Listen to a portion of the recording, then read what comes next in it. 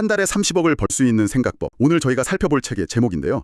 솔직히 좀 자극적이죠. 네, 그렇죠. 이런 제목 딱 보면 이것도 뻔한 성공파리 책 아니야? 이런 생각이 먼저 들기 마련이잖아요. 맞아요. 그런데 이 책을 쓴 두 저자의 과거를 들여다보면 이야기가 좀 달라집니다. 이 사람들이 처음부터 대단한 사람들이 아니었다는 거죠. 전혀 아니었죠. 한 명은 안정적인 직장을 못 찾아서 30번 넘게 이직을 반복했고요. 30번이요? 네, 다른 한 명은 야심차게 시작한 카페 사업이 망해서 2억 원의 빚더미에 앉았다고 합니다. 객관적으로 보면 소위 말하는 실패한 인생에 가까웠던 거죠. 바로 그 지점입니다. 보통 사람보다도 더 힘든 상황에 있었던 그들이 어떻게 이런 말도 안 되는 성공을 거둘 수 있었을까? 그래서 오늘 저희가 파헤쳐볼 자료가 바로 그 역전 비결을 담은 책 조인트 사고입니다. 네, 이 책에서 저희는 단순한 돈 버는 기술, 그 이상의 것을 한번 찾아보려고 합니다. 맞습니다. 오늘 저희의 목표는 명확해요. 이 책에 담긴 그 실패를 성공의 동력으로 바꿔버리는 강력한 사고의 틀을 여러분의 것으로 만드는 겁니다. 혼자서는 절대 이룰 수 없는 폭발적인 성장을 만드는 조인트 사고. 네, 그게 대체 무엇인지, 그리고 가장 중요하게는 이 원리를 오늘 당장 여러분의 일과 삶에 어떻게 적용해 볼 수 있을지 그 핵심을 한번 깊이 있게 들여다보겠습니다. 좋습니다. 그럼 그들의 사고방식을 한번 따라가 보죠. 첫 번째 단계가 성공을 가로막는 낡은 생각 버리기인데 시작부터 아주 도발적인 조언이 나오더라고요. 어떤 거요? 가까운 사람에게 함부로 사업 계획을 상담하지 말라. 보통은 주변 사람들한테 가장 먼저 조언을 구하는데 이걸 하지 말라니 좀 의아했어요. 그렇죠. 저도 이 부분이 아주 인상 깊었어요. 책에서는 그 이유를 아주 냉정하게 분석합니다. 냉정하게요? 네, 대부분의 사람들은 여러분의 잠재력을 보는 게 아니라 자신의 경험과 현재 위치라는 그 필터를 통해서 계획을 본다는 거예요. 그러니까 그들 눈에는 여러분의 새로운 도전이 무모하게 보일 수밖에 없다는 거죠. 그러니까 그 조언이 틀렸다기보다는 그분들의 관점에 갇혀 있다는 말이군요. 정확합니다. 그리고 더 깊은 심리적인 요인도 지적해요. 바로 무의식적인 질투심. 질투심이요? 네, 아주 가까운 사이라도 누군가 갑자기 자신보다 훨씬 앞서 나가는 상황을 순수하게 응원하기란 쉽지 않다는 거죠. 그래서 다 너를 위해서 하는 말이야 라는 포장지로 걱정을 건네지만 그 본질은 도전을 주저앉히는 부정적인 에너지일 수 있다는 겁니다. 와, 듣고 보니 정말 현실적인 분석이네요. 하지만 그렇다고 모든 조언을 무시하고 혼자 나아가는 것도 위험하지 않을까요? 아주 중요한 질문입니다. 저자들이 말하는 핵심은 조언을 듣지 말라가 아니라 조언자를 신중하게 선택하라는 것에 가깝습니다. 조언자를 잘 골라라. 네, 이미 여러분이 가려는 길을 성공적으로 걸어가본 사람, 혹은 적어도 그 길의 가능성을 이해하는 사람에게 조언을 구해야 한다는 거죠. 그리고 궁극적으로 모든 결정과 그 결과는 온전히 자신의 책임이라는 자세를 가져야 하고요. 그렇군요. 외부의 소매에 흔들리지 않을 단단한 마음을 먼저 갖추는 게 우선이군요. 여기서 그 유명한 성공 곡선 이론이 등장하죠. 네, 어쩌면 오늘 이야기에서 가장 중요한 개념일지도 모릅니다. 성공은 계단처럼 차근차근 오르는 게 아니라 그 하키스틱 모양의 곡선을 그린다는 이론이잖아요. 맞아요. 초반에는 아무리 노력과 시간을 쏟아부어도 눈에 보이는 성과가 거의 없는 아주 길고 평평한 준비 기간이 있다는 거. 바로 그 구간이죠. 이렇게까지 했는데 왜 아무 일도 안 일어나지? 하면서 정말 많은 사람들이 좌절하는 구간. 저자들에 따르면 무려 80%의 사람들이 바로 이 성과 없는 준비 기간, 이 침묵의 계곡을 건너지 못하고 포기한다고 하더라고요. 그렇죠. 그럼 나머지 20%는 어떻게 이걸 버텨냈을까? 그 사람들은 실패에 대한 정의를 바꾼 사람들이라는 겁니다. 실패에 대한 정의를 바꾼다? 이게 실패는 성공의 어머니다? 같은 그런 진부한 말이랑은 좀 다른 느낌이었어요? 훨씬 구체적이고 전략적이죠. 실패를 끝이나 비용으로 보는 게 아니고요. 성공 확률을 높이기 위한 데이터 수집 과정으로 보는 겁니다. 데이터 수집이요? 네, 예를 들어서 성공 확률이 20%인 비즈니스가 있다고 가정해 볼게요. 이건 10번 시도하면 8번은 실패한다는 뜻이잖아요. 그렇죠. 8번의 실패는 피할 수 없는 거네요. 바로 그겁니다. 어차피 8번 실패해야 한다면 그 8번의 실패를 남들보다 압도적으로 빠른 속도로 경험해버리는 사람이 결국 성공에 먼저 도달한다는 논리예요. 한 번 실패할 때마다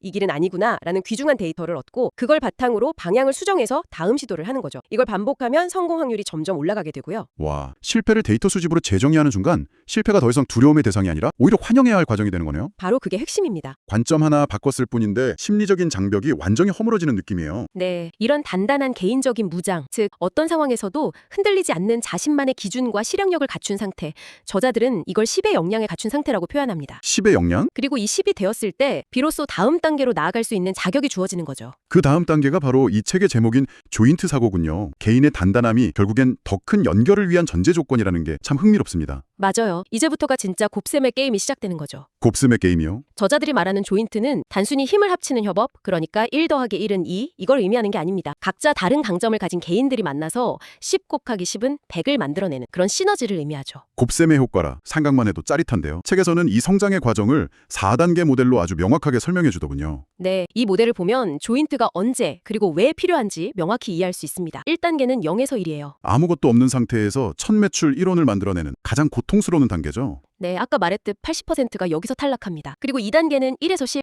한번 성공한 방정식을 복제하고 시스템화해서 규모를 키워나가는 단계죠. 이때까진 여전히 개인의 역량이 중요한 시기겠네요. 그렇습니다. 혼자서도 충분히 해낼 수 있는 단계예요. 하지만 진짜 게임은 3단계부터 시작됩니다. 바로 10 곱하기 10의 단계. 네, 여기서 조인트가 일어납니다. 각자 자신의 분야에서 10의 역량을 완성한 두 사람이 만나는 거죠. 이 책의 저자 두 사람이 만난 것도 바로 이 시점이었고요. 아, 그랬군요. 네, 한 명은 상품 기획과 마케팅의 10이었고 다른 한 명은 시스템 개발과 운영의 10이었습니다. 각자 혼자서는 10의 성과를 내고 있었지만 둘이 만나자마자 내놓은 첫 상품이 한 달 만에 30억 원이라는 100을 훌쩍 뛰어넘는 결과를 만들어낸 겁니다. 우와. 그리고 마지막 4단계는 곱하기 100으로 업계 전체를 움직이는 리더로 성장하는 단계고요. 들어보면 정말 이상적인 모델인데 현실에서 이런 파트너를 만나는 게 쉬운 일은 아니잖아요? 그렇죠. 조인트는 자신의 강점을 가지고 나서 하라는 말이 그래서 더 와닿습니다. 내가 먼저 상대에게 내어줄 수 있는 확실한 10이 없다면 이런 곱셈의 기회는 오지 않는다는 거니까요. 아주 정확한 지적입니다. 내가 10이 아닌 상태에서 다른 10을 만나려고 하면 그건 조인트가 아니라 의존이나 기생이 될 뿐이죠. 아, 상대방 입장에서는 굳이 역량이 부족한 사람과 손을 잡을 이유가 없으니까요. 그래서 저자들은 조인트를 하기 전에 철저하게 자신의 강점을 갈고 닦으라고 강조합니다. 근데 이 비즈니스 전문가들이 쓴 책인데 가장 중요한 소통 방식은 직접 만나는 것이라고 말하는 부분이 좀 이외였어요.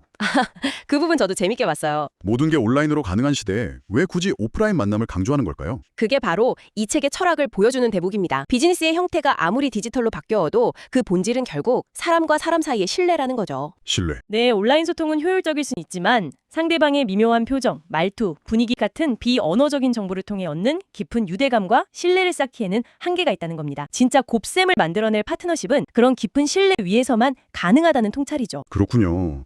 결국 모든 것은 인간관계로 귀결되는군요. 이런 사고방식이 고객을 대하는 태도나 사업 전략에는 어떻게 적용될 수 있을까요? 네, 이제 이 강력한 사고방식을 실제 비즈니스에 적용하는 실전 전략으로 넘어가 보죠. 가장 첫 번째 원칙이 상품이 아니라 고객을 찾아라. 무엇을 팔까가 아니라 누구의 문제를 해결해줄까에서 시작하라는 말이군요. 맞습니다. 대부분의 초보 사업가들이 내가 잘하는 것, 내가 만들고 싶은 것에서 출발하는 실수를 저지르죠. 하지만 시장이 원하지 않는 상품은 아무리 잘 만들어도 팔리지 않습니다. 그렇죠. 그래서 저자들은 여러분이 해결해주고 싶은 고객을 먼저 명확하게 정의하고 그들의 가장 큰 고통이나 욕망이 무엇인지 집요하게 파고들라고 말합니다. 그 문제에 대한 해결책이 바로 여러분의 상품이 되어야 하는 거죠. 그리고 그 상품을 설명하는 방식도 완전히 달라져야 한다고 하죠. 상품이 아닌 혜택을 팔아야 한다는 개념이요. 네, 그 대형 TV를 파는 비유가 정말 기가 막힙니다. 아, 맞아요. 광고 전단에 65인치 4K UHD 디스플레이 HDR10 플러스 지원이라고 쓰는 건 제품의 사양을 나열하는 거잖아요. 이건 고객의 머리를 설득할 순 있어도 가슴을 뛰게 하지 못하죠. 하지만 온 가족이 거실에 모여 팝콘을 먹으며 영화관처럼 생생하게 영화를 즐기는 주말 저녁. 이걸 이야기하면 상황이 달라지죠. 바로 그겁니다. 그게 바로 고객이 진짜로 돈을 주고 사는 혜택이자 행복한 미래의 모습이죠. 여러분의 상품이나 서비스가 고객의 삶을 어떻게 더 나은 방향으로 바꿔줄 수 있는지 그 그림을 구체적으로 그려줄 수 있어야 한다는 겁니다. 관점의 전환, 정말 중요한 포인트네요. 이렇게 고객의 마음을 얻었다면